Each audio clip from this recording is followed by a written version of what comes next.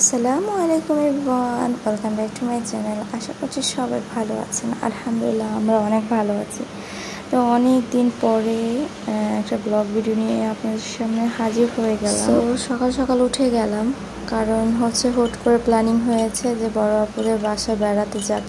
ঈদে তো আর তেমন করে ঘোরাফেরা হয়নি, তো এই জন্য প্ল্যানিং করেছি যে বড় আপুদের বাসায় বেড়াতে যাব। আর ওর আকিকাও পড়ে গেছে এর মধ্যে।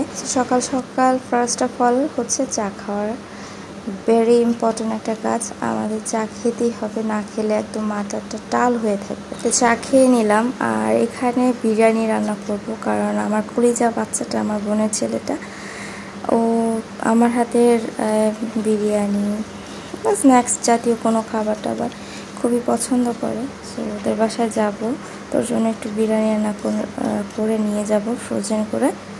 সেই জন্য একদিন আগে আমি রান্না করে সুন্দর মতো একদম ফ্রিজে ডিপ করে রাখবো, কারণ পরের দিন সকালবেলা সকাল সকাল চলে যাব, তো এই জন্য সেদিন তো রান্না হবে না। এই জন্য আজকে রান্না করে একদম ফ্রিজ আপ করে রাখবো। তো সকালে সুন্দর মতো আগে খাবার রান্না করা হয়ে গেছে, লাঞ্চের খাবারটা। দেন আমি বিরিয়ানি রান্না করে ফ্রিজ আপ করে রাখবো। আমার বোনের ছেলেটার আকিকার অনুষ্ঠান কথা অনেক আগেই বলেছিল, বাট আমরা যেতে চাইনি একবার। তো হুট করে প্ল্যানিং হয়েছে যে না যাব, ঈদে তো আর কোথাও ঘোরাফেরা হয়নি, সো ওইখান থেকেই ঘুরে আসি। ও সরি, এটা বিরিয়ানি না, আসলে আমি কথায় কথায় বিরিয়ানি বলে ফেলছি, আসলে তেহেরি হবে। সো আমার বাচ্চাটার জন্য তেহেরি রান্না নেব।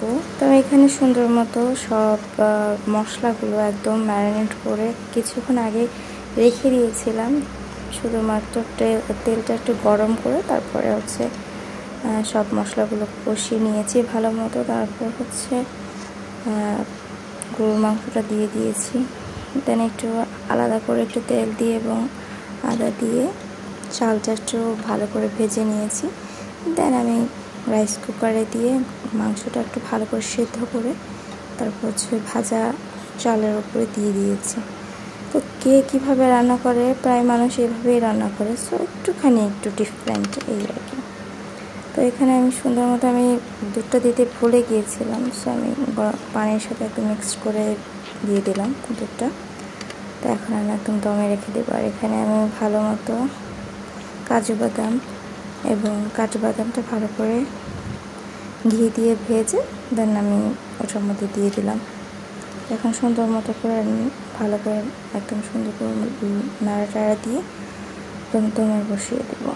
সো খুবই মজা হয়েছিল অ্যান্ড খুবই ঝরঝরা হয়েছিল, আর দেখতেও কিন্তু একদম কালারফুল হয়েছিল। তোমার কলিজা বাচ্চা, তুমি যদি আমার এই ভিডিও দেখে থাকো অবশ্যই আমাকে কমেন্ট করে জানাবে যে কেমন হয়েছিল তেহেরিটা। তো এখানে একটু সার্ভ করে নিচ্ছি, আপনাদের ভাইয়াকে একটু টেস্ট করাবো। তো আমার এই ভিডিওটা আজকে এই পর্যন্তই। তো আমার ভিডিওটা যে যেখান থেকে দেখছেন না কেন অবশ্যই আমাকে ভালোবাসা দিয়ে যাবেন, আর আপনাদের সুন্দর মন্তব্য অবশ্যই আমাকে কমেন্ট করে জানাবেন। আল্লাহ হাফিজ।